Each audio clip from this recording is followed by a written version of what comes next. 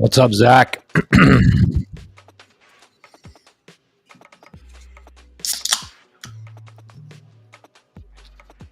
Yeah, I got a video coming out later talking about the D1 baseball bracket.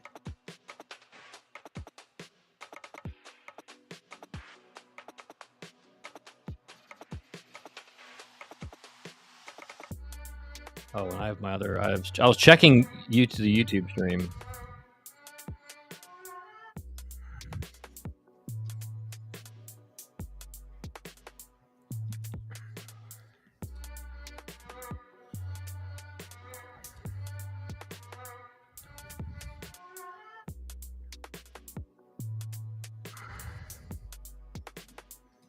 I just put a goal for a 12-hour regional stream. So you guys don't have to do it, but if that does happen, then I'll be streaming for 12 hours during regionals on one of the regional days, probably Friday.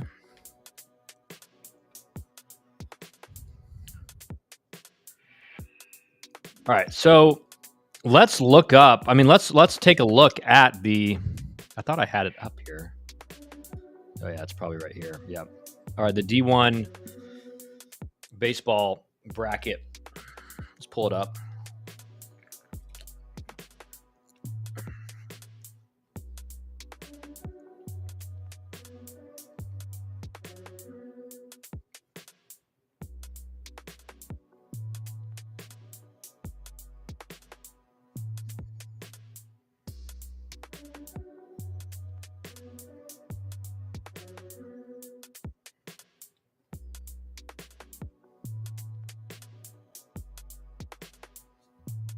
All right, let's pull this up.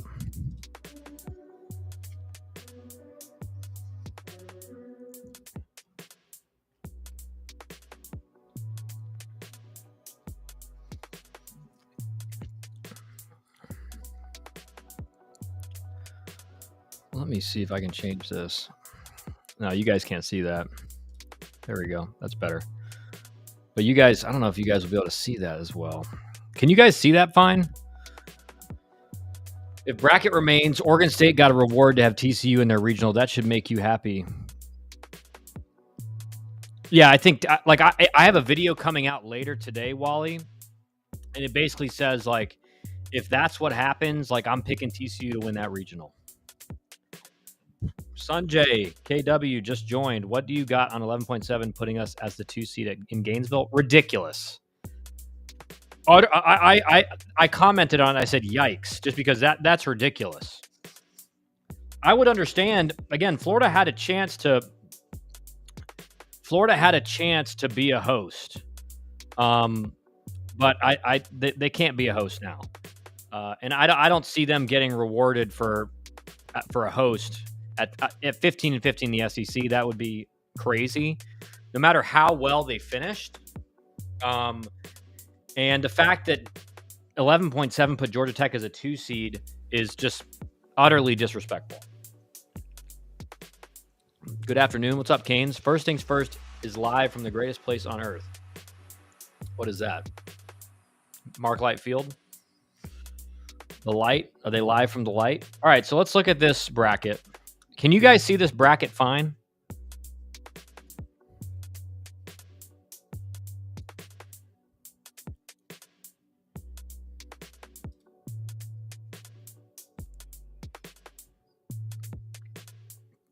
I just want to make sure you guys can see it fine before we get into covering it. Indianapolis Motor Speedway. Oh, okay.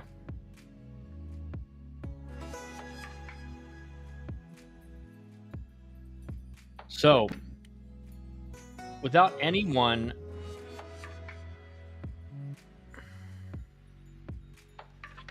saying otherwise, we're going to start looking at this.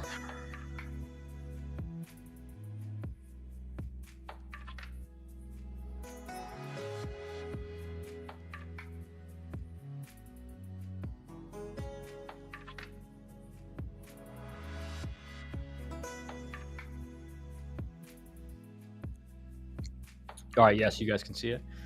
All right. So the big change is obviously in the hosting category. Tennessee's in. I think maybe zoom in a little bit more. Okay. Tennessee is in, which again I said yesterday. I think Tennessee's got the host locked up now. I see Florida going either to like Coastal Carolina or Florida State, and then Alabama coming to Georgia Tech. D1 Baseball had Florida going to Georgia Tech. Again, it's weird to me because for some reason, when Georgia's a host and Georgia Tech's a 2 seed, everyone's like Georgia Tech's going to Georgia. But why would Florida not go to Florida State? It just seems too convenient. But again, that's how it is. So, last 4 in: Xavier, UConn, Troy, Virginia. I do think Troy still has to do some stuff in the tournament to maybe lock this down. Like if they lose their next game, they're going to be very scared. And their RPI would probably drop again. So I don't know. Troy out of these 4 is the one I think most at risk. First 4 out is Notre Dame. Unfortunate for Notre Dame with how they finished. I still think Notre Dame could get in depending, but if there's bids stolen, there's no chance. Western Kentucky as well as a surprise. I mean, they've had a great year. All 3 of these bottom teams here have had great years. It's just a question of how many bids get stolen. 4 to watch. A&M in my mind is like, I think they have to win the tournament to get in. I just don't think A&M can get in without a tournament win. When you get swept by Missouri, who had literally no other wins in conference, like that's just a dagger in the heart for your postseason chances, especially at 11-19 in the SEC. They got to win it in my mind to get in. Cal Poly obviously has a chance. They just got to. They probably have to win their championship. Charlotte has to win theirs. Iowa has to win theirs. So these are. I think all 4 of these are. I think the whole point is that these 4 have to win their championships. But Texas gets really. I mean, again, if you're Texas, I think this is a great regional for Texas. UTSA has been great all year. Austin Peay, Houston Christian, but like again, you don't have any big time schools in this regional. So I think this is a great regional for Texas. Tennessee Vandy is going to be bonkers intensity wise. Yeah, I agree. Definitely. That's going to be a must watch game. Ponder, what's up? Hello, I am here. 11.7 Kin Ligma. Yeah, I mean, I really would like to hear the justification for why Georgia Tech is a 2 seed and Florida's a host. That just doesn't make any sense in my mind. I would have understood it if Florida made a little bit of a run in the tournament, but Georgia Tech won their game. They play Clemson tomorrow. Certainly, if Georgia Tech makes it to the ACC championship, like they're 100% a seed. I mean, I think they're 100% a host. I just don't know what the justification is for 11.7 to not give Georgia Tech a host. Sanjay agreed on Troy. 38 wins, 18-12 in conference. Got to make it to the final to be worth a squat in the postseason, in my opinion. Yeah. I think if Troy makes the final, I think they will get in. But if they don't, I think they're out probably. But they're sweating Monday big time. Georgia Tech gets Florida, Oklahoma State, and Murray State. Like, this is not a fun regional. Florida is really good. They do have some key injuries, so you're not playing them at full strength, but it hasn't really seemed to matter with them and injuries in the second half. I think your hope is that not playing in a competitive game for roughly like a week and a half could cool them off. But again, Florida is probably the scariest 2 seed in the tournament.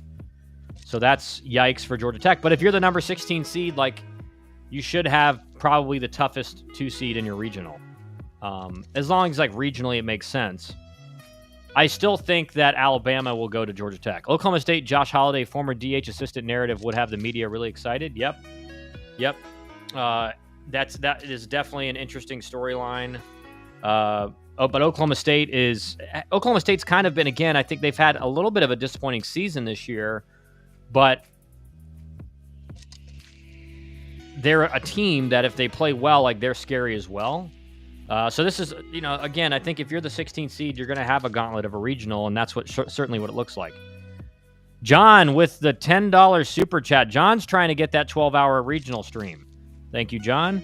Who do you think wins in 30 minutes, FIU or Kennesaw State? FIU beat them 2 days ago, 9-3.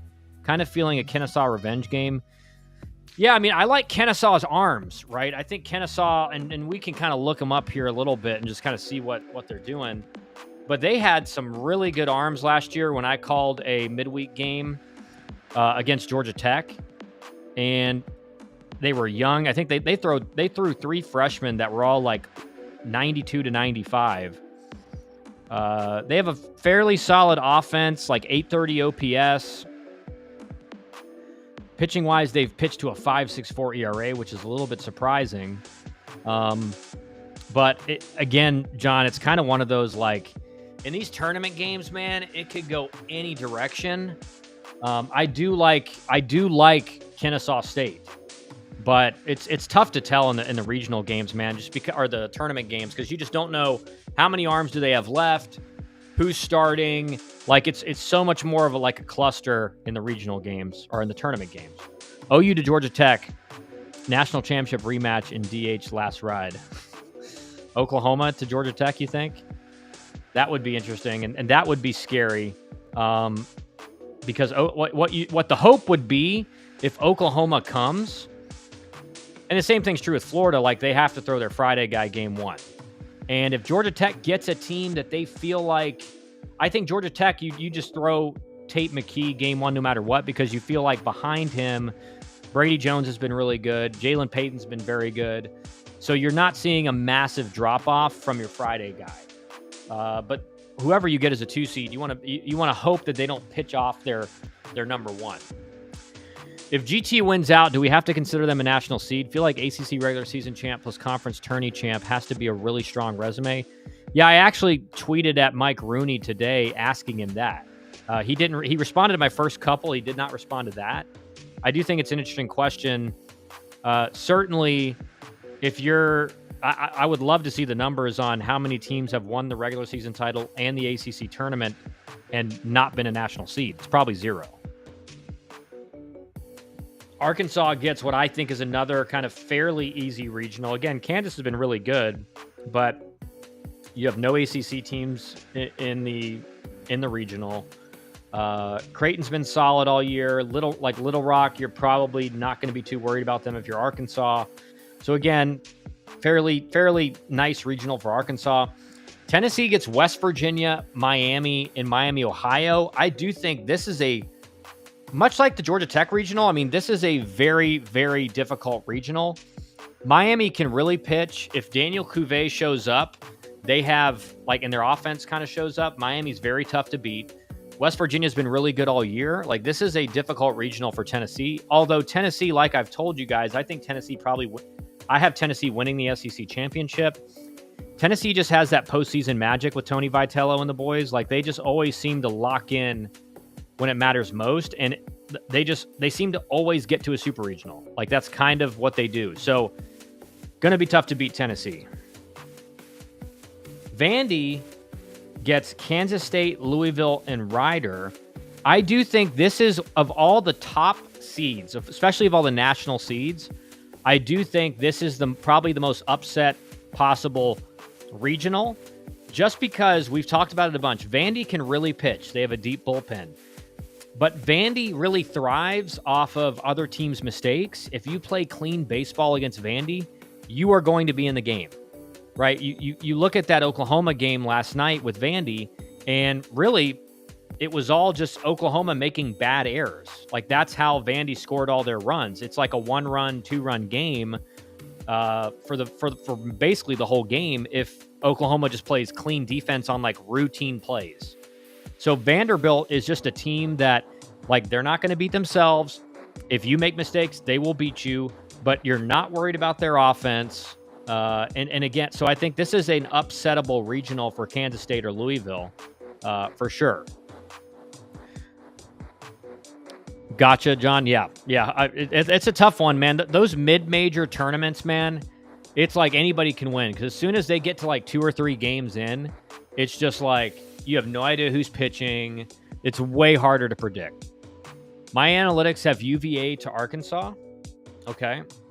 That would be a brutal, if they're probably a 3 seed, that would be a brutal 3 seed for Arkansas as the number 2 overall seed. That Virginia, if they're in a 3 seed, they are going to be the scariest 3 seed in the tournament. Southern Miss gets Ole Miss, Cincinnati, Holy Cross. That, again, difficult regional. I do think Southern Miss has very, very good pitching. Very good pitching. Sinatra, $10 for the 12-hour regional stream. Uh-oh. Hey, boys, we're getting close. We're getting close. Thank you, Sinatra. I hope I always say this. I hope I'm saying your name right. But thank you for that. Thank you for that super chat. That's awesome. Ole Miss, I think, is one of those teams. Again, they looked really good in the first half. Kind of were just okay in the second half. But again, a really good team in the SEC. So Southern Miss is going to have their.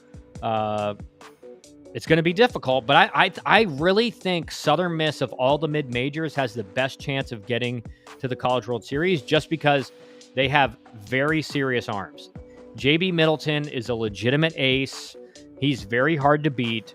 So I think Southern Miss, again, you get out of a regional, you get to super regional. Like Southern Miss has a team to win a super regional against any team in the country. They match up against Vanderbilt, so even better. Vanderbilt, I think, is the most likely of the top 4, top 8 seeds to get upset. And so, again, I just think Southern Miss matches up really good with Vanderbilt because they both have good pitching. And so, again, I think Southern Miss, if this is how it lines up, watch out for them getting to Omaha. Wouldn't count out Ole Miss in the postseason. Their run in 22 was set up pretty much exactly like this. Yeah, and again, like Ole Miss got hot, right? And so the question is first half Ole Miss showing up, or is it second half? That's really what that's what we have to look for. I mean, obviously Cincinnati's played great. They're going to run. They're going to play some small ball, stuff like that. But again, Southern Miss and Ole Miss are going to be tough to beat in that regional.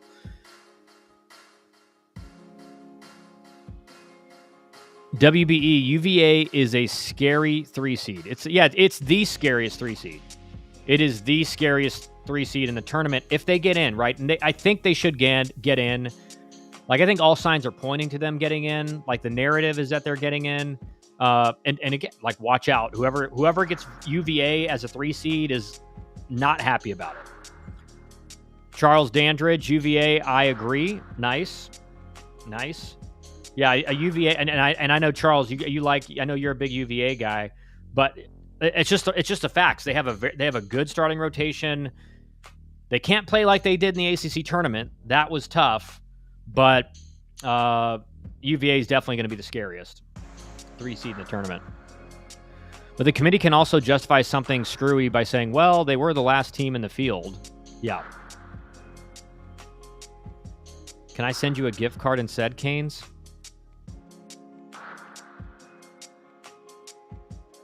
Let me think about it.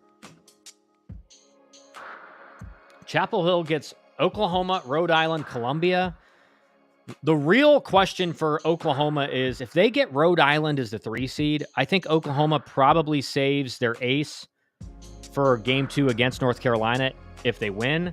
And then that makes it a tough regional. If it's Oklahoma, North Carolina, game 1 or game 2. Like, is North Carolina going to throw Knapp game 1 against Columbia? That's a question. But I think Oklahoma, if they're in this regional with this setup, their strategy has to be to save Friday Night Witherspoon for game 2. And then it's a dogfight. But I do like North Carolina. I have North Carolina winning the national championship. That's probably an unpopular opinion. I just think overall team, again, pitching is always the most important thing. They have the best pitching in the ACC, and the offense has really come alive lately. UCLA, UC Irvine, Arizona State, St. Mary's. This is another very upset possible regional. Irvine's been very good. Arizona State's kind of been, they have the talent, but they've been kind of up and down all year, just in and out of the top 25. But I do think this is one where if you're going to pick an upset, like it's a good one to pick an upset because I just think Irvine's been one of, if not the best mid-majors all year. Arizona State has a really very talented team. They have stuff on the mound. The pitchers have not pitched as well. But again, they like stars align, they can beat a lot of teams. LSU gets the gift cards I get with my cash back. I don't like dishing out real cash. LSU, Dallas Baptist, Xavier, Wright State. I think you're going to favor LSU in this. LSU's just got too good of a total team. They hit for high average. They walk. They hit a bunch of doubles. They don't have as much home run power as in years past, but they hit a bunch of extra base hits.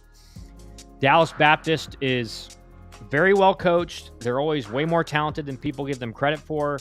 But I think in this regional, you're gonna expect LSU to do something. Clemson gets Alabama, UConn, Bryant. This is a scary regional for Clemson. And again, we've talked about it all year. Clemson does have that find a way to win factor, but they have lived and died off of like winning close games. And that is not a great recipe for getting deep into the postseason.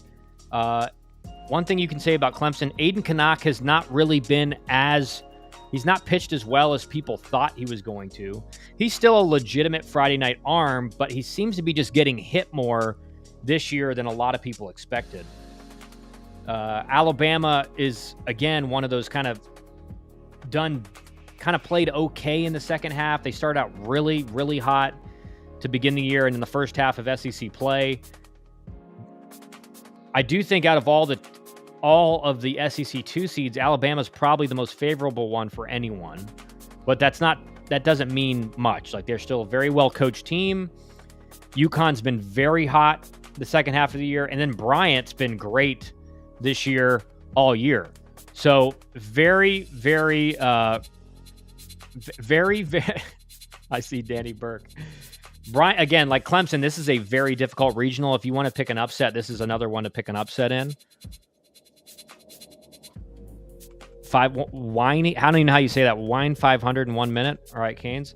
Danny Burke with a $10 super chat for Zin or Orange Poppies. All right. Okay. Thank you. Thank you for that.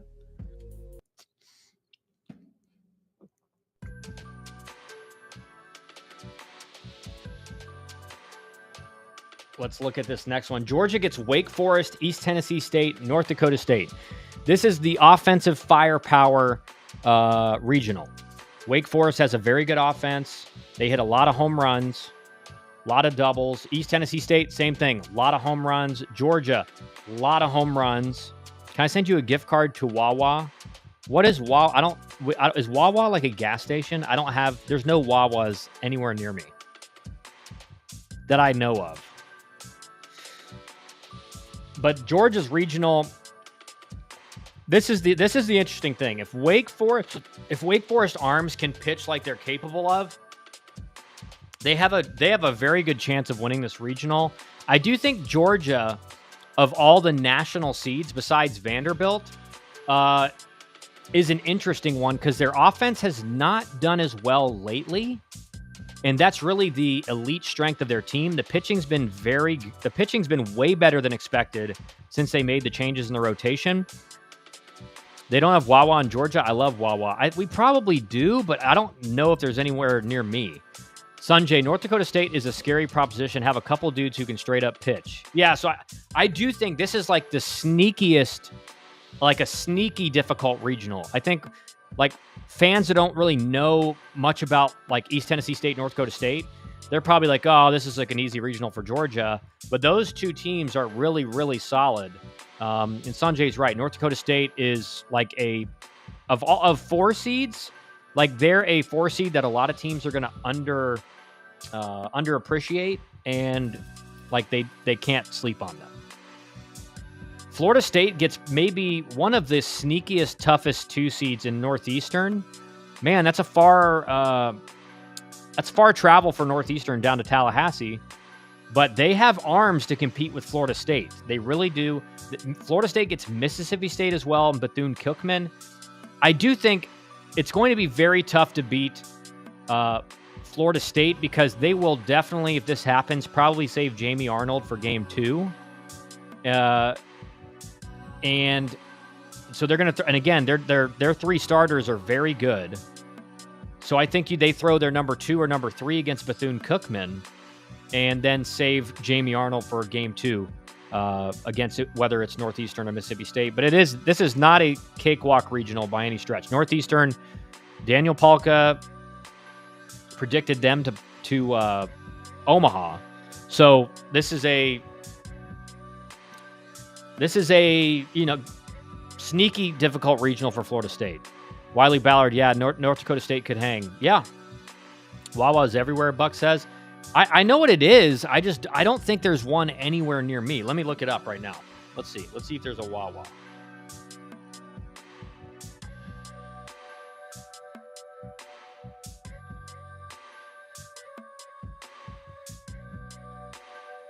Is it like it's like a gas station, right? Yeah, there's none near me. There's absolutely 0 near me. But yeah, Burke, thanks for the super chat, man. Let me check this goal here. We're making decent headway, guys. Decent headway. And we got we got a week before the regional starts, so we're making progress.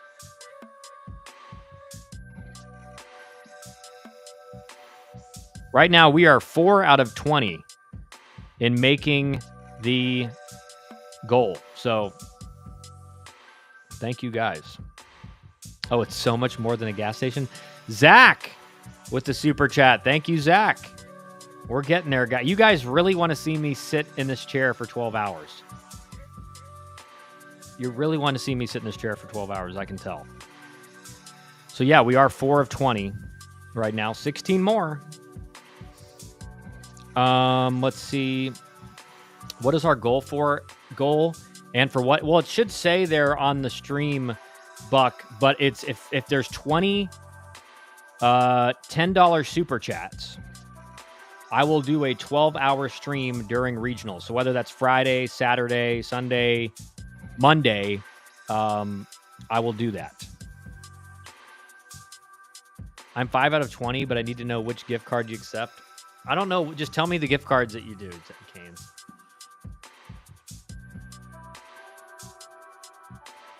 All right, let's look at the Auburn regional. Auburn gets Duke, Troy, and Long Island. I think this is a Duke is scary in this regard. If you do not have pitchers that can deal with left-handed bats, Duke is terrifying. They have a bunch of left-handed bats that can hit for power, hit for average. And if you don't have some like serious left-handed arms in your bullpen or 1 or 2 in your rotation, Duke is very tough to beat. Troy, again, has been one of the best mid-majors all year. So Auburn gets a little bit of a difficult regional here for a national seed. Arizona State has 2 pitchers in top 15 nationally strikeouts. Yeah, no, Arizona State, like I said, I mean, they have guys with really good stuff. If you look at their ERAs and stuff, like they've given up a lot of hits, like they walk guys. But they, like I said, if like the stars align and guys just really, really figure it out strikes-wise, Arizona State can beat a lot of teams. Bucky is the GOAT. Yeah, Bucky's is the GOAT for sure. Buck B, super chat. I need an appearance on the stream. I need an appearance on the stream. You want to make an appearance on the 12-hour stream, Buck? We'll see if we can make that happen. Thank you guys for the super chats. Now I know you guys are like really dedicated, so appreciate you guys.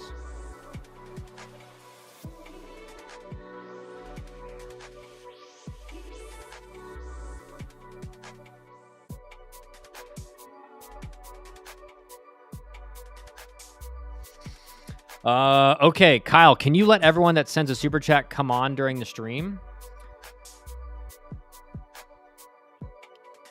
Yeah, I guess. I mean, I guess we can. I mean, that would liven it up somewhat, you know, and we can talk baseball and stuff. I mean, I'm not against it. Everybody's paycheck hit today. Chat feeling generous. Well, let's look at what I think is the most difficult regional that D1 baseball has projected. Coastal Carolina, gets NC State, who, again, had a chance to be the ACC regular season champ, one of the top four teams record-wise in the ACC. They get Kentucky, which is a pretty scary 3 seed. Kentucky, again, had an okay year this year in the SEC, but they're an SEC team as a 3 seed. That's a tough draw. And then USC Upstate, the projected winner of their conference, is an offensive firepower team. They always hit a bunch of home runs.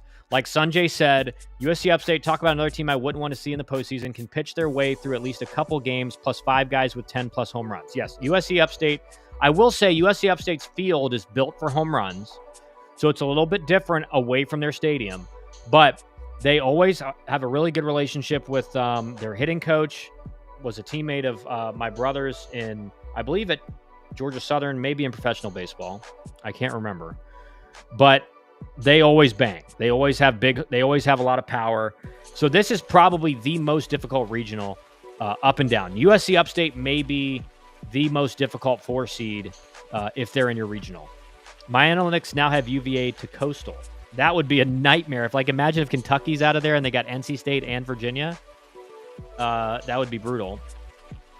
Super Chat 10. Maybe I can buy a little more West Coast coverage. Oh, well, dude, Wally. Well, West Coast coverage. Come on, man. We'll spend some more time on the West Coast. Don't worry, especially when we're covering these regionals and everything. But thank you, Wally, for the $10 super chat. Really appreciate it.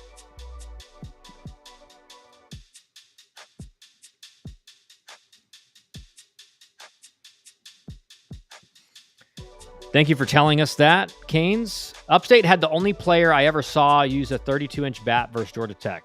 Well, if it works, it works. People said that about Wake Forest, but Tres Gonzalez hit the single home run for the Jackets on Saturday in 21. Yeah, I was there. I remember that. Wake Forest is a bandbox. Wind's always blowing out, but sometimes you just can't find a way to drive the ball in the air. Coastal, OU, UVA, 1, 2, 3. Yikes! That would be a brutal regional for Coastal Carolina. Charles Dandred, super chat, $10. Thank you, Charles. Thank you. Appreciate that, man. Appreciate that. You guys are. I honestly did not expect it to go this high this fast. Maybe I should have made it 30. I'm starting to get worried now. But as a man, your word is your word. So we will do this if we get there. All right, let's go to the Oregon and Oregon State regionals, the most contentious ones there are. We're almost halfway there, right, Zach? I mean, if you count Canes, we're at 8 out of 20 already, and we've been live for 41 minutes, and we got a week left. So you guys better be getting your friends in here. You better be retweeting the post. You better be texting your buddies, everything like that. Kyle is funneling this money to Iran. No, oh my gosh, I can't. That's like a bannable. That's a bannable chat, by the way. That's a bannable chat. I'm funneling this money to my son's college fund. That's where it's going. All right, Oregon gets Arizona, Virginia, Nevada. This is another very difficult regional for Oregon. Arizona, again, kind of similar to Arizona State. Like they've been in and out of the top 25 all year, but very good team. Virginia, again, we've said scariest team in the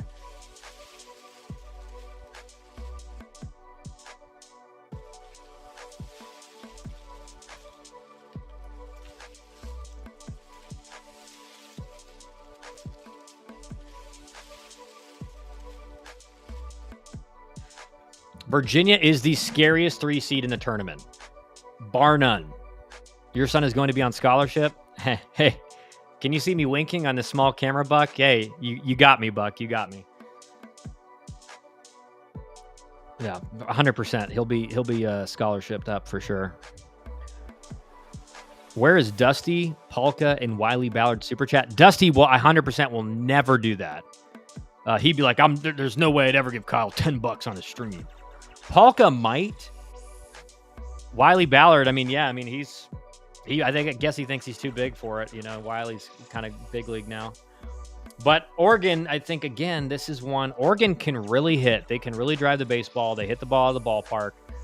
Virginia's arms could nullify that. Difficult regional for Oregon.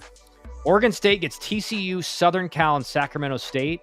Like, this is a very difficult regional for Oregon State. I think this is the most likely regional to get upset. And I know you guys... Wiley Ballard, Super Chat, $400. Here you go. Yeah, it's funny. It didn't, like, pull up the same notification, though, that all the other ones did, you know? Super Chats are on YouTube, and you're not on YouTube. You're on X. Are we sure Virginia is making it? They're like 60 RPI.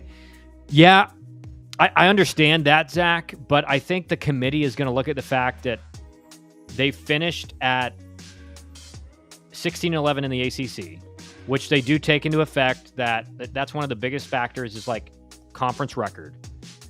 Secondly, they missed 3 games against Florida State, where if they win like 1 game, their RPI gets boosted big time.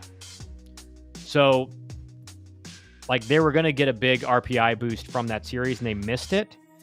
And again, you can't play, you can't make a projection on what would have happened, but with how Virginia was playing, you could have easily seen them winning 2 out of 3, and then they're 18-12 in conference. Like, I think they're going to be in. But TCU and Southern Cal are both very good. Oregon State, the thing that's interesting about Oregon State is they just really have not played a whole lot of very good teams. And I just see them as being probably the most likely to be upset. Buck says Notre Dame's greater than UVA. I don't know, man. Like, I think UVA is a better team. Notre Dame they both finished very strong. But again, Buck, like, even if Virginia had lost all 3 games against Florida State, they're 16-14 in the ACC. So they're in, right? Like, they have to be in. So I don't see the committee like bringing in Notre Dame versus UVA. I think if it's between the both of them, I think UVA is getting in. And that sucks for Notre Dame, but that's just, again, like, conference record matters. Can't count on the Who's in the postseason. Not a fun matchup. Can't count on the Who's in the postseason. Not a fun matchup. We need you Twitter viewers on here to jump into the tube and pay the Piper $10. Yeah, well, you know what? We got, like I said, we got a week. So, like, we're already basically halfway there. So it's not...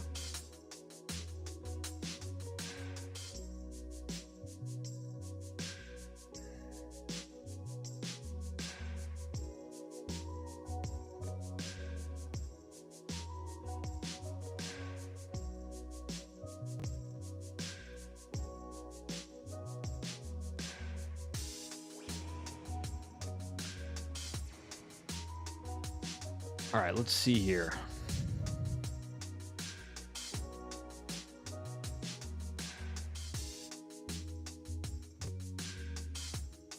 Wow. Baseball America just released its 8 for Omaha. Arkansas, Clemson, Florida State, Georgia Tech, Kansas, LSU, Oregon, and Vanderbilt. No mid-majors. 3 ACC teams. 1, 2, got to count on my fingers here. 1, 2, 3 SEC teams, and then Kansas and Oregon. Interesting. Let me click on this article and see if they have reasons behind this or if it's paywalled. All right, this is good. This would be something interesting to go over. So let's read this. This is Baseball America's projections, right, of the 8 for Omaha. Why not get it now? Why not get it now? Yeah. WTF are they talking about? Well, are you talking about their 8 for Omaha, WB? That is not what I expected. Yeah. But to be honest, dude, like I just don't see a whole lot of like college baseball coverage from Baseball America in general. Like I feel like they're just way more focused on like the draft and like the pro side of things now. I don't really see them. Like I think you trust D1 baseball way more than Baseball America when it comes to college baseball coverage. Like D1 baseball is the best by far. Everybody super chat to get Kyle a BA subscription. No, actually, I think I can read it. I think it's free. Did you see the Athletic article this morning about Big Ten coaches pushing for starting the season a month later and then playing the College World Series during the MLB All-Star break? I did not see that, but that would be interesting. I just don't see it happening though. Sanjay is already spoiling it. Just can't see Kansas going there, if I'm being honest. Yeah, that would be a heck of a run for Kansas. On the Jackets from the I think one of the keys to get to Omaha is really good pitching. So Florida State's got that. Georgia Tech, I think you could say they may not have Tate McKee looked the part of an ace yesterday. If he pitches like that, that's a difference maker for Georgia Tech. But they have 3 really solid pitchers on the weekend. So they're consistent. There's not really a drop off. Sanjay, on the Jackets from the article, Georgia Tech breaks into our 8th Omaha for the first time this season. The Yellow Jackets surged down the stretch to claim their first outright conference regular season title since 2005 and boast a roster loaded with talent. But there's also a narrative element that's hard to ignore. Legendary head coach Danny Hall is set to retire at season's end. That emotional edge, combined with a team capable of slugging its way through a regional, makes Georgia, and we'll finish it up. Yes, Jay, AFK. All right, no reason, Buck. Yeah, let's look at what I'll read through all. I'm going to pull these up on screen, so let's look at this together so you guys can read it. So this is Arkansas. Arkansas has been a mainstay in our 8 Omaha projections all season. Razorbacks have long had the pitching and defensive structure to weather deep postseason runs, but this year's group also enters with a markedly improved offense that's finally capable of matching elite arms blow for blow. That balance is what separates Arkansas from many of its peers and why it remains one of the safer bets to reach Omaha. I like that. I think that's very true. Arkansas's offense this year has been a big difference maker for them. Clemson, interesting to see what they say here. Clemson has teetered on the edge of our Omaha forecast in recent weeks, slipping in and out as its play wavered from the dominant form it showed early in the season. But the Tigers appear to be stabilizing at the right time, riding a 5-game winning streak that includes ACC tournament victories over Virginia Tech and NC State to help them lock down a host spot. When Clemson plays with conviction and balance, Eric Bakkett's group stacks up with anyone. If this current version holds, it has a real shot at getting back to Omaha for the first time since 2010. Kansas pitching is just decent at the top end. Plenty of solid depth. Nobody who really dominates. Yeah, and again, that's the thing. When you match up against an SEC team or a really good ACC team in a regional, the pitching is the biggest difference maker. And if you just have okay pitching, you're probably going to lose. Florida State. Kyle, will you narrate an audiobook for me? Sure. Florida State faces one of the tougher projected paths to Omaha, but the Seminoles are built to navigate that kind of gauntlet, especially with the firepower they have on the mound. Jamie Arnold and Joey Vellini form one of the most dominant 1-2 pitching punches in the country, and that tandem alone gives FSU a fighting chance in any series. If the offense can do enough, Link Jarrett's club has the kind of rotation-led profile that tends to thrive in June. And again, that's the point right there, is that pitching is the most important piece of an Omaha team. Look at Vanderbilt. They can't hit. They can't really score runs, but they can pitch with the best of them. And Florida State and UNC, the 2 highest-ranked teams in the ACC, both have very, very good pitching staffs. Predict each regional and super regional based off the D1 baseball projection and get your Omaha 8 from that. Yeah. Well, we'll do that next. Georgia Tech breaks into our Omaha 8 for the first time. We read this already.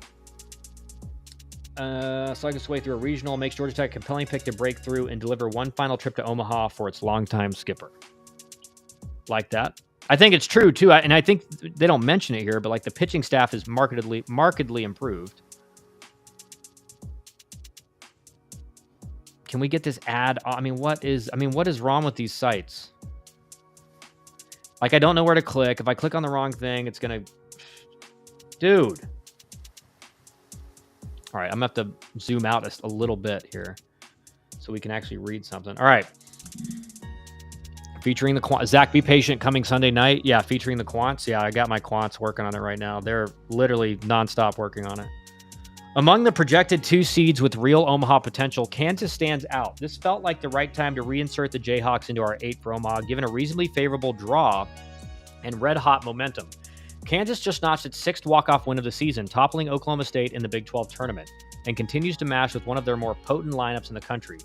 The pitching isn't overwhelming, like you guys said, but it's serviceable enough when paired with this offense. Head coach Dan Fitzgerald has his team peaking at the right time and has positioned himself as a name to watch in this offseason's coaching carousel. 100%. Dan Fitzgerald, very likely, could be gone this summer to a big-time school. Wow, an on ad on the screen. Wonder what prompted that. What's on? I don't even know what ON is. What is that? Wonder what could have prompted that. LSU. There's not much new to say about LSU, and that's just a testament to just how complete this team is. The Tigers have been a fixture in our 8 for Omaha projections all season, and nothing about their performance or roster makeup suggests they should be anywhere else. With depth on the mound, firepower throughout the lineup, and the experience of a recent national title, LSU enters the postseason looking every bit like a team capable of winning it all. Keeping them in the 8 was one of the easiest calls on the board. Oregon entered the entered the 8 for Omaha. I have to read through my camera and the light. So last week, after clinching a share of the Big Ten title alongside UCLA, and has done nothing since to suggest it doesn't belong. The Ducks keep stacking wins and look like a team ready to finally break through the super regional ceiling after back-to-back misses. Their projected path is no cakewalk, especially if it means tangling with a team like Coastal Carolina or Florida in a super. But Oregon has the balance, athleticism, and postseason experience to make the leap to Omaha. On is a psyop. Vanderbilt has caught fire at the right time. Since dropping a series to Ole Miss, the Commodores have gone 9-3, including a current 6-game win streak, and look every bit like a team built for a deep run. The strength starts on the mound, with left-hander J.D. Thompson emerging as a frontline ace, and a bullpen that's been nearly untouchable, like I said. Vanderbilt has lost only 5 games all season at the hand of its bullpen. While the offense doesn't pack the same punch as some other SEC heavyweights, it's found a rhythm as a station-to-station, gap-hunting, base-stealing unit that can manufacture runs in a variety of ways. Combined with elite pitching and defensive consistency, that makes the Commodores a dangerous Omaha contender. They must watch the stream. Because that's exactly what they would say. That's exactly what I've been saying about Vanderbilt all year. And certainly this second half.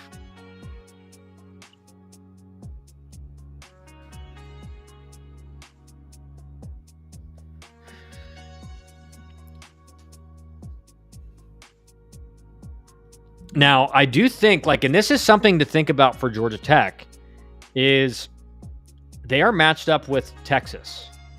Now, if you look at all the top 4, top 6 national seeds, and even the other SEC schools, I would rather face Texas than Arkansas, Tennessee, probably not Vandy, but certainly LSU, Georgia.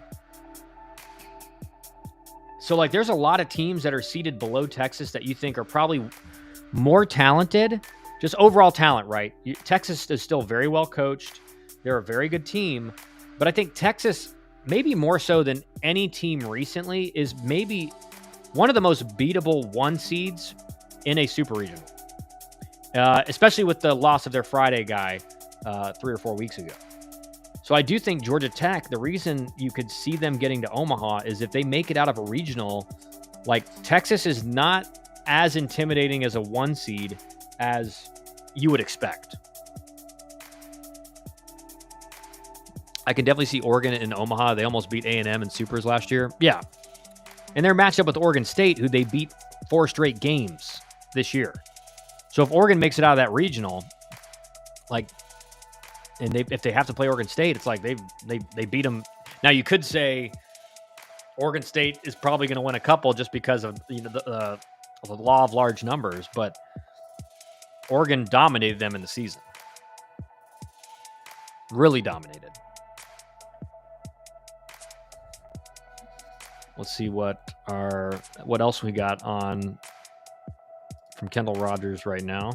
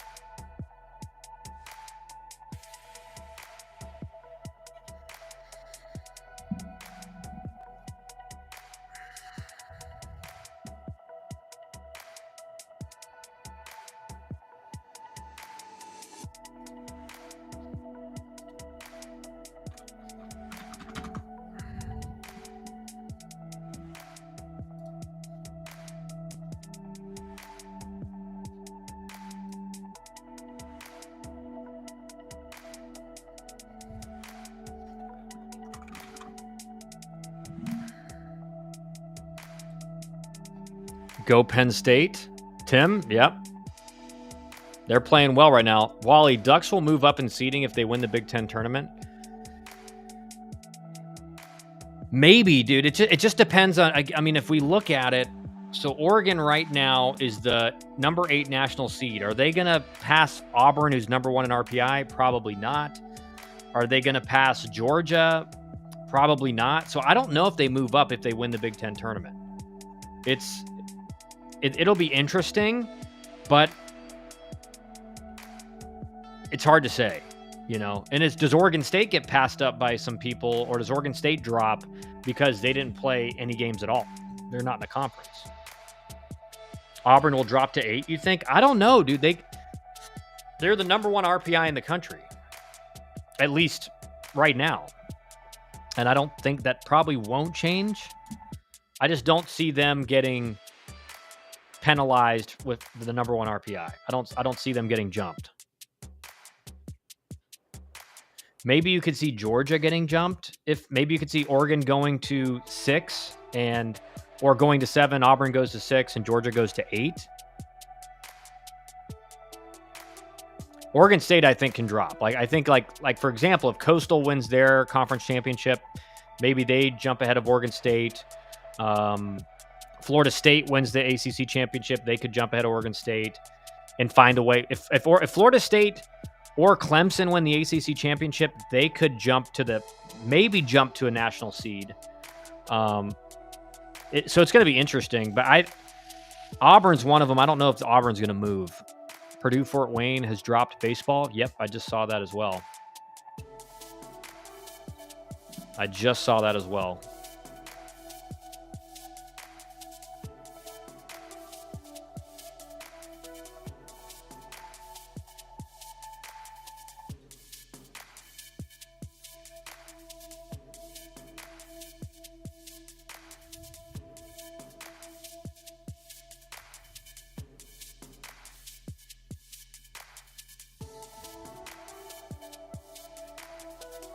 Let me see if I got to edit this goal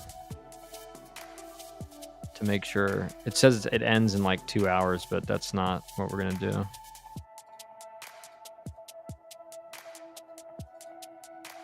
Anyway.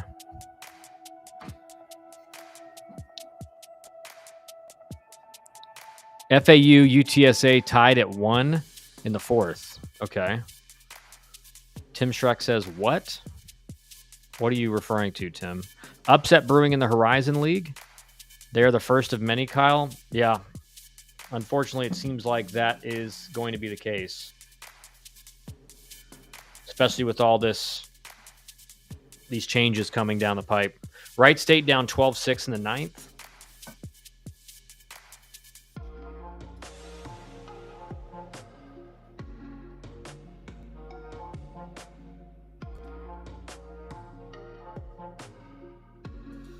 I'm pulling up Kennesaw and Florida International right now about Purdue Fort Wayne. Yeah, dropping their baseball program.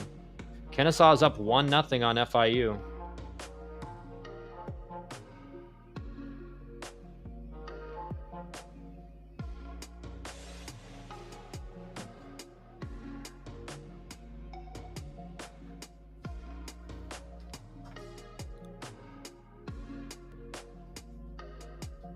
What?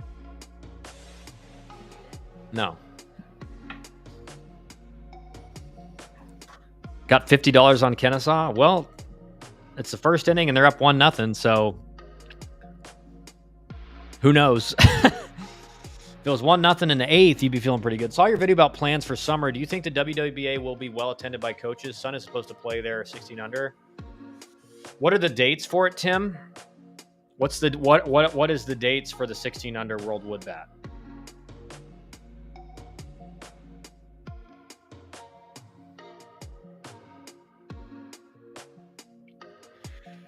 The 16 under generally will not be as well attended as the 17 under, just because the 16 under, again, like, coaches won't have communication with a lot of those players and can't have communication until August 1st. So there will be definitely some there, though. Though the date of it will be important. And I'll say it like this. Last year, it wasn't as well attended as in years past just because the portal has become such a big thing.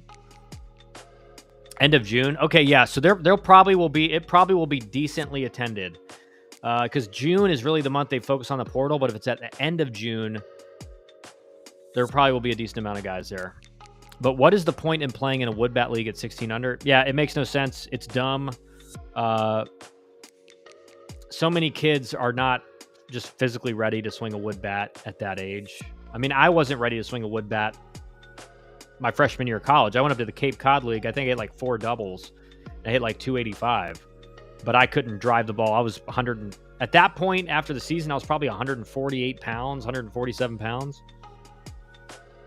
Kennesaw has to win their conference to make the NCAA tournament. Yes. Sorry, 7-7 to 7-11. July 7th to July 11th? Okay, that's good then. There probably will be a good amount of coaches there. July is...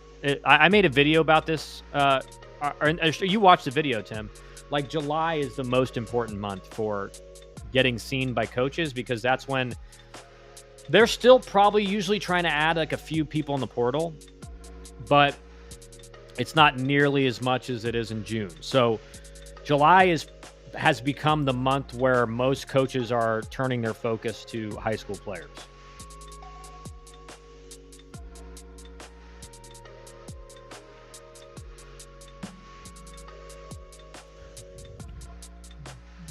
Even at the 1700 World Wood Bat last summer, there was way less coaches. Yeah.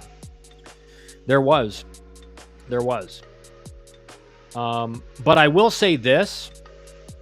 Part of the reason for that, Burke, was all those coaches knew at that point that it was coming down soon, that all this health settlement stuff, like the roster size changes.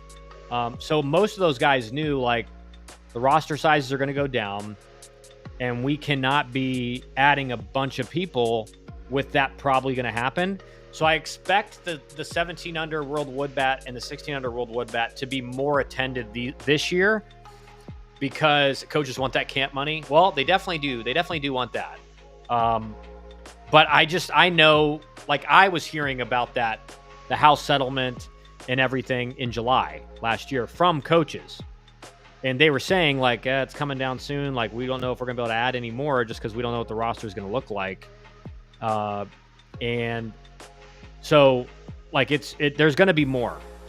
That was because of the hurricane. It got delayed 1 week. No, we're not talking about, like, Fort Myers.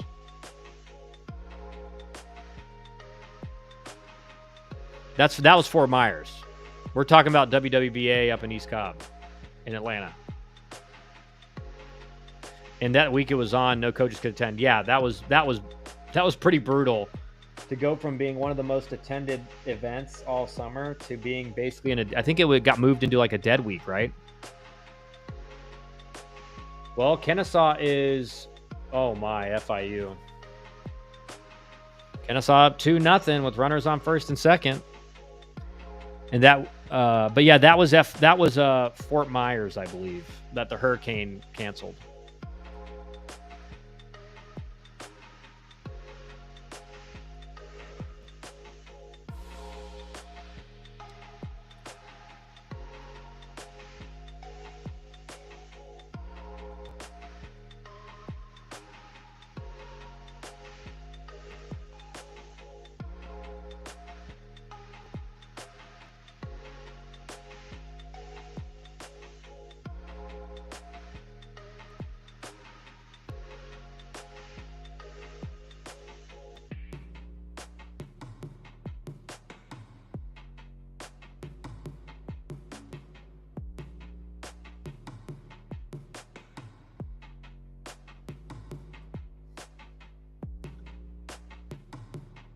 What just happened here?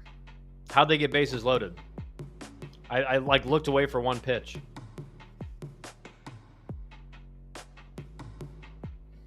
I looked away for one pitch and everything's gone. The bases are loaded now. 1 out. Gotta get this ball in the air. Tough lefty. Get on top of the plate. Yes, Jupiter was moved to dead weekend last October after hurricane. My son was supposed to be there. Okay, so it was Jupiter. Okay. I remember it was like Fort Myers or Jupiter or one of those two. It was one of the bigger tournaments. I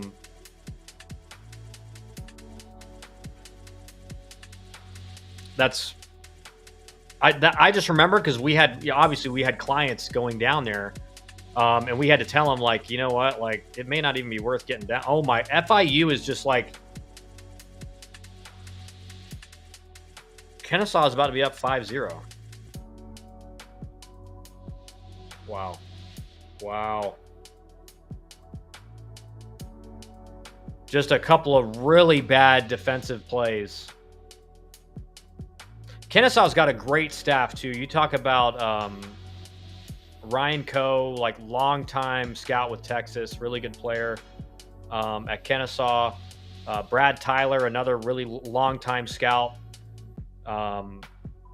And like, they just have a very good staff that knows what they're doing. Kennesaw's up. Yeah, John, hey, it's going well for you so far, John. Going really well for you right now. Right fielder just like plays it terribly. You got to knock that thing down. I thought the WWBA was in Fort Myers. No, it's in East Cobb. WWBA is in East Cobb.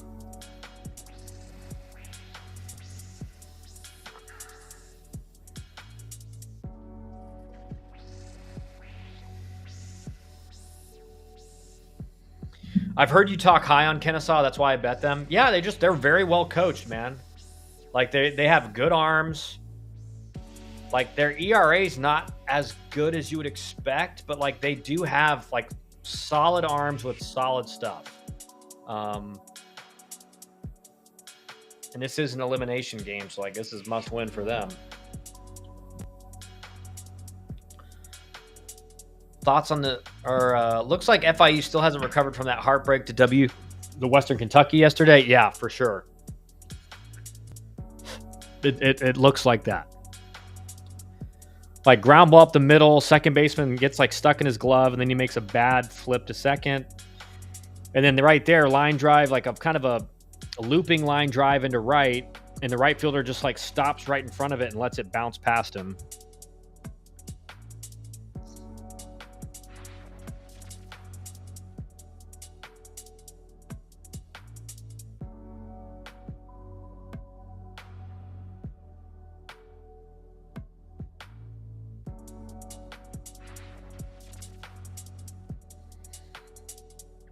But Kennesaw is off to a nice start in the, bottom of the first? Yep.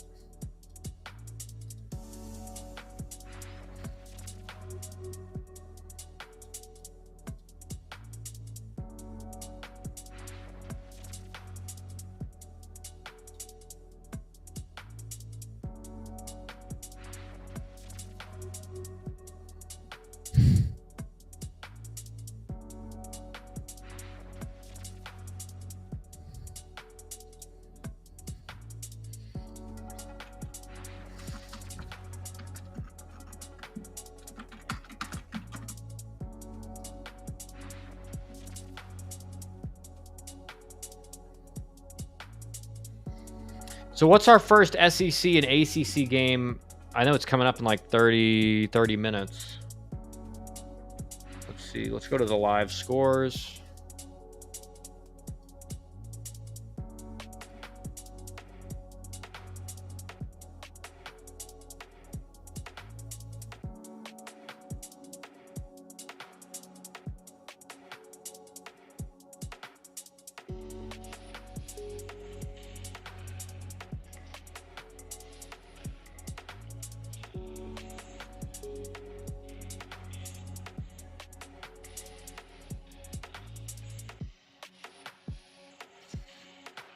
Southern Cal beat Washington to stay alive. East Tennessee State beat Western Carolina.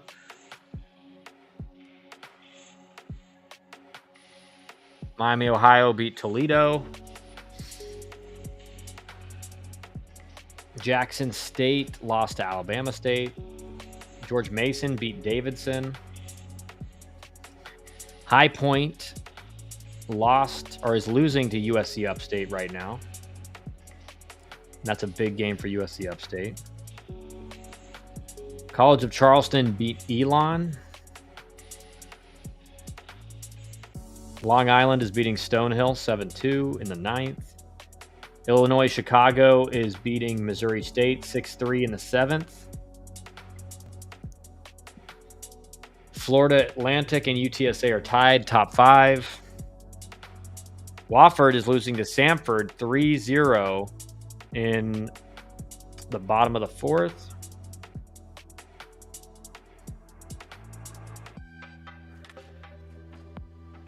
Kent State, the Fighting Zeke Pinkhams are up 2-1 on Ball State in the bottom of the 1st. We could tune into that one as well. Here's the thing now for Kennesaw. You just got to throw up a 0. You got to throw up a 0. Like, do not give FIU any life here. Just throw up a 0. So we got Duke and Florida State at 3 p.m. That's going to be great. I actually have a call at 3 p.m., so I'll have to end the stream right before it. And then we have Ole Miss, Arkansas at 4.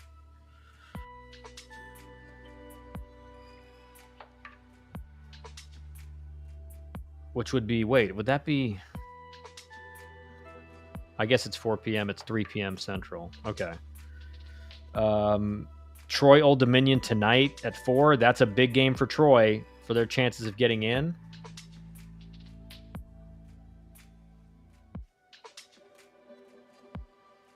Arizona, West Virginia, big game. Louisiana Tech and Jacksonville State. Cal Poly, UC Irvine. That is a game everybody is watching. If Cal Poly finds a way to get in, is Zeke the third base coach for Kent? I don't know. We'll tune into the game. I know he's the recruiting coordinator. I don't know if he coaches third.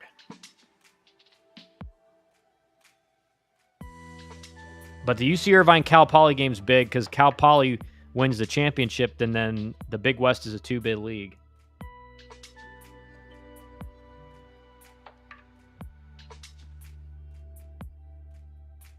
Boston College will play North Carolina tonight at 7.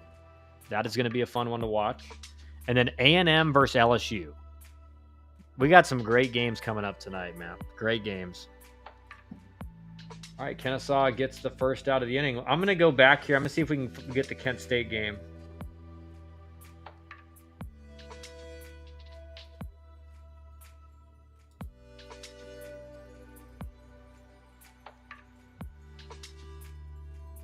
Kent State up 2-1. They have runners on first and second with 2 outs. Probably first base coach. No, he's probably not first base. First base is typically like your volunteer assistant, your third assistant. Now, again, that doesn't mean always, but that's typically who it is. And one weird thing for A&M is they're letting a player coach first base, Gavin Grahovac. And to me, that just is very strange for a lot of reasons. Like, best case scenario, you have a coach at first base who obviously is helping players make decisions, is helping with signs, but also is like, maybe can pick something up on the pitcher, maybe can pick something up on the catcher. So to me, that's just like a weird thing that they're doing. I would never want a player coaching first base. Like in the SEC or the ACC, like at a big time level. That just doesn't make sense to me.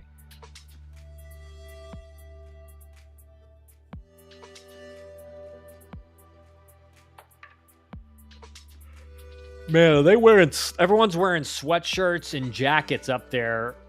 I mean, it's unbelievable up in the Midwest, in the MAC.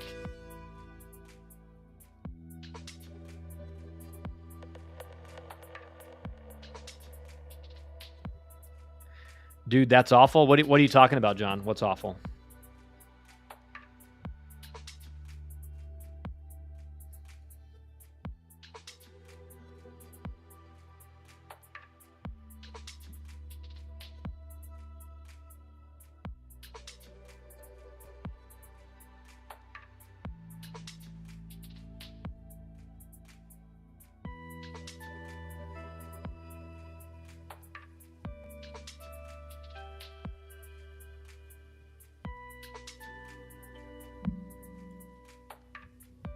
What's so awful, John? Are you talking about the coaching first base or?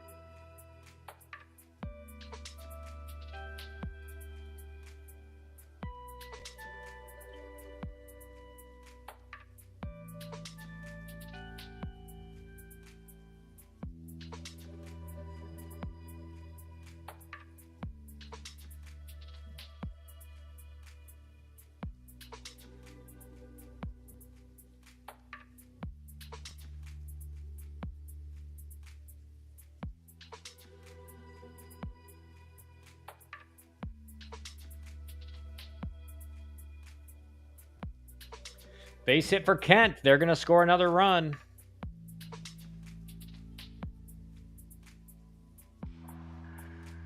Oh, Zeke is coaching first.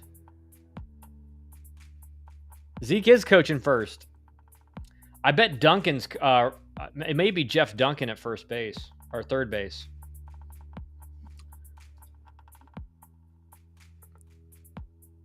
Texas A&M first base coach is a player on their roster. Yeah, and it's Gavin Grahovac who's out for the year with injury, which again, part of me thinks, like, typically if you're, like, again, in professional baseball, if you're injured, like, you can't coach first base. Like, you can't be on the field. So I guess it's okay in college. But again, it's just like, you're at one of the biggest programs in the country. Like, the first base coach should be a coach. That's just my opinion.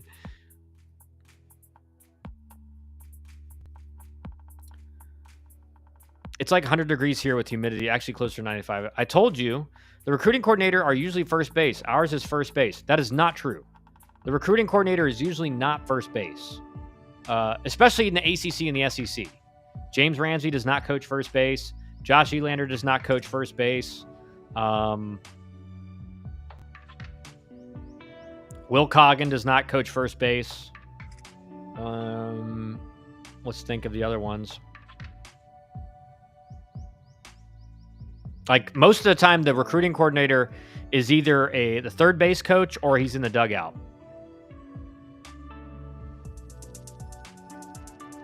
Kent State has really good offensive numbers. Yes, they do.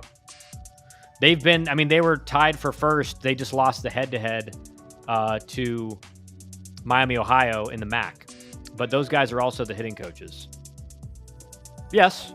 But there's a lot of the times the recruiting coordinator is the hitting coach. We have a hitting, pitching, and recruiting coordinator. Well, you guys are just built different, Canes. You guys are just built different. Dominguez is at third base. FSU recruiting coordinator is third base coach. Yep.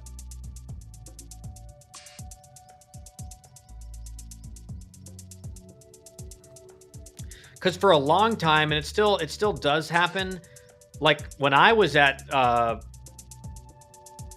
want to say when I was at Georgia Tech, DH coached third. Or no, maybe Brian Prince did. But Danny Hall coached third for a long time. Kent State just keeps adding on. Up 4-1 now.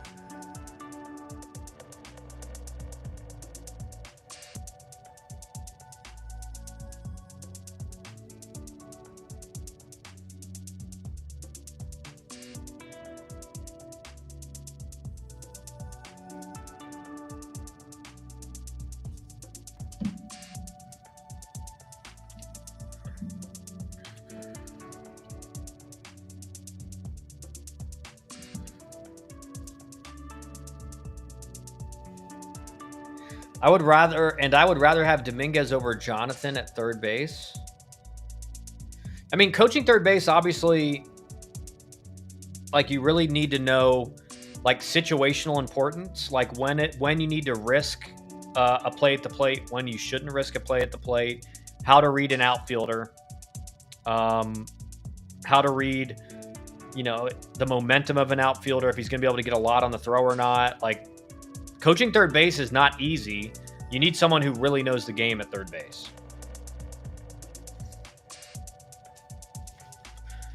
Because at third base, you can make the biggest mistakes that impact overall scoring. Like being too passive, not sending a guy when you should, or sending a guy when you shouldn't. Like I've talked about, it's just coaching third base is a skill, And generally, like a guy needs to have a good baseball IQ, needs to understand like what is the priority, needs to be able to communicate every pitch to the base runners. You're telling your guys, hey, freeze on a line drive, can't get doubled off. Guy at third base, third baseman's in. Hey, we can't get too far off third. If we had a line drive to third, you got to be able to beat him to third. Can't get doubled off. So like you're telling him all these things while you're at third base.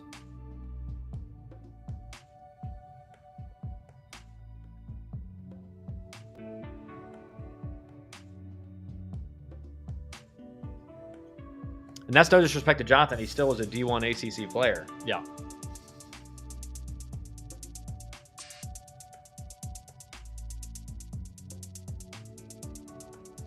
But Dominguez has serious experience. Serious experience.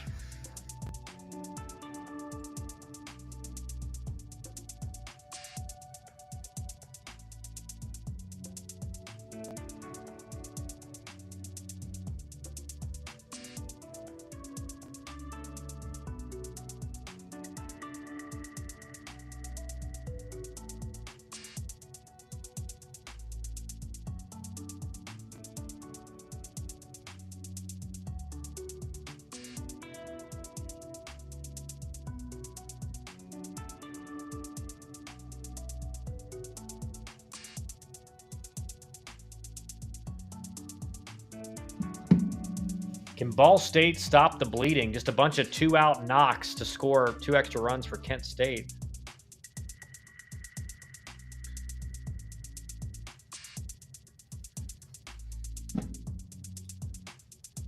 Let's see if there's any more drama going on in Baseball X.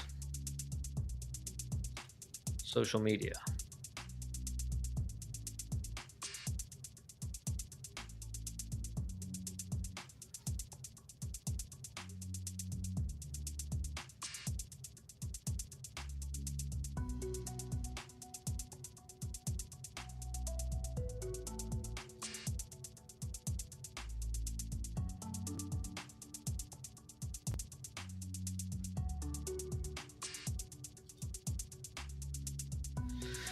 Well, Ball State gets out of it with runners on second and third, 2 outs, but Kent State does enough damage.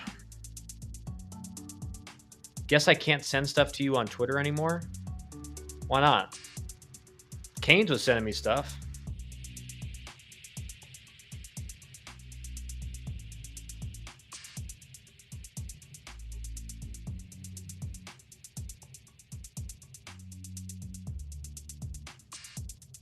Raise on the App Store, best app ever.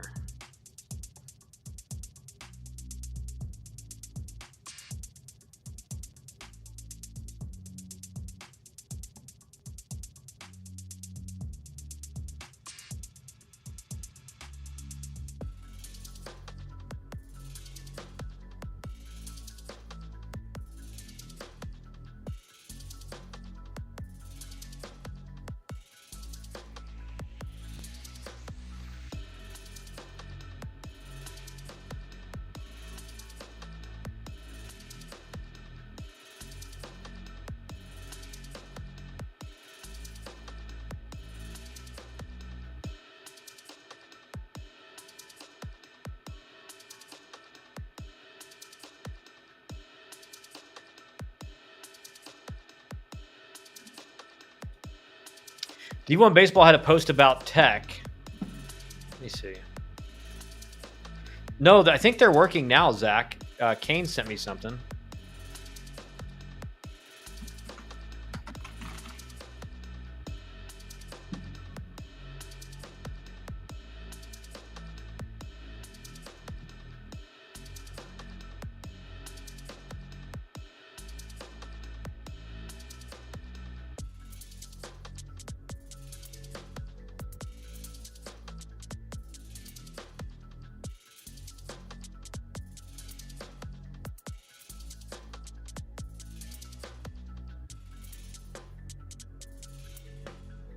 Trying to see if I can find this.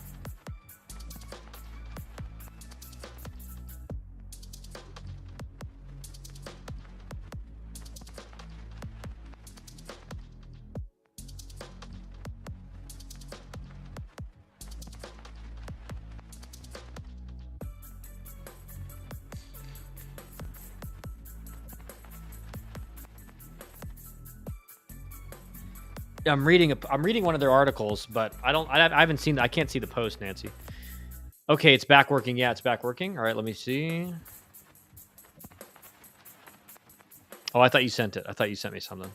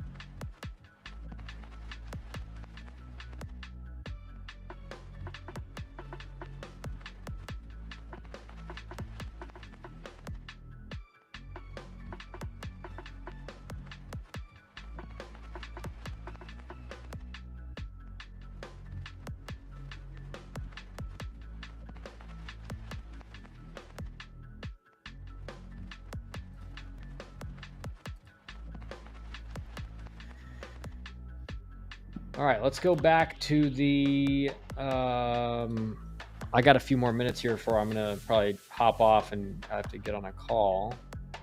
Let's go back to this Kennesaw game. Zach, were you gonna send me something?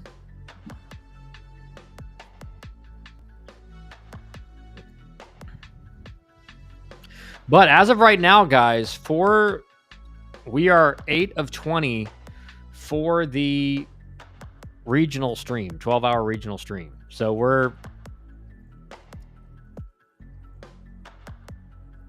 let's see, what, 40% of the way there? We're 40% of the way there on one day.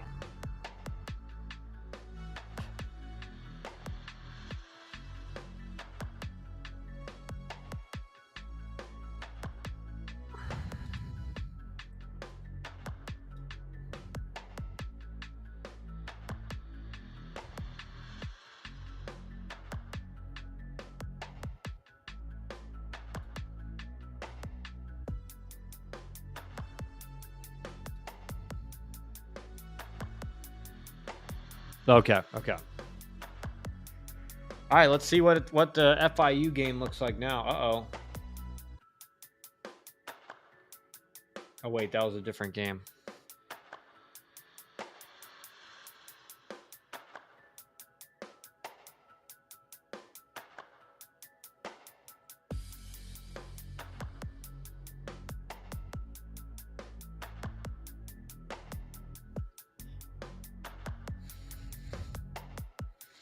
Just got on, but did you see D1 Baseball newest field of 64 for regionals? They have Florida as 2 seed with Tech. Yes, I did see that.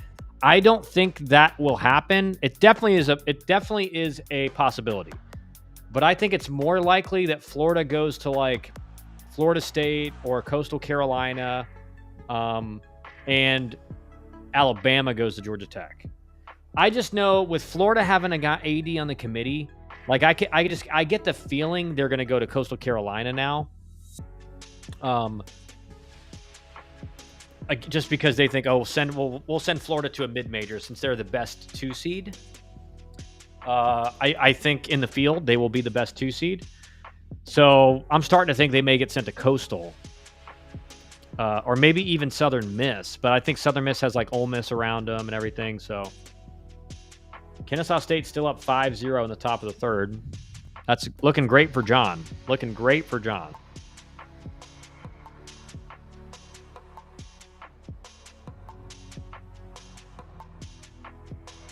So they can win the regional? Yeah, I think, like, again, Florida and LSU, nobody thought they were going to, or no one thought Florida was going to get in at 13 and 17 last year, and they got in.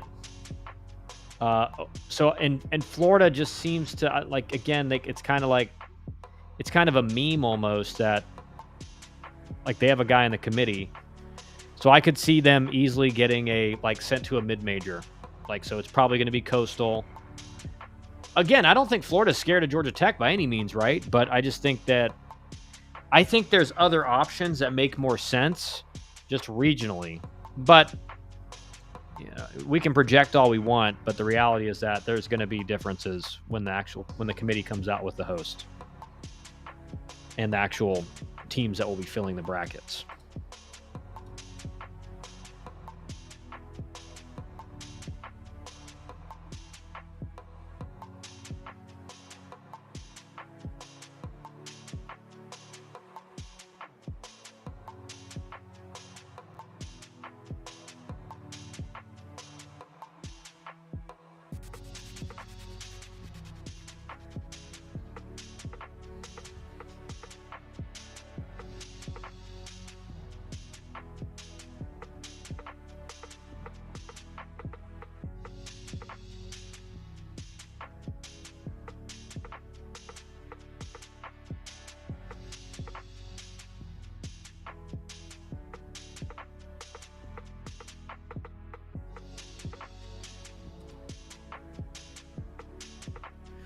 All right, guys, that's going to be it for the stream today. I may do a stream tonight. Like, if I do, it'll be later. I may take this tonight off just because we got Saturday, Sunday coming up, and everything like that. But we'll see. I'll tweet out something if I'm going to do a stream so you guys know later today. But thanks for joining. Thanks for the super chats, guys. We're 40% of the way there for the regional stream. So, again, text your friends. Share these on social media. Make sure everyone knows. 12 more super chats at $10, and we're doing a 12-hour regional stream. So thanks.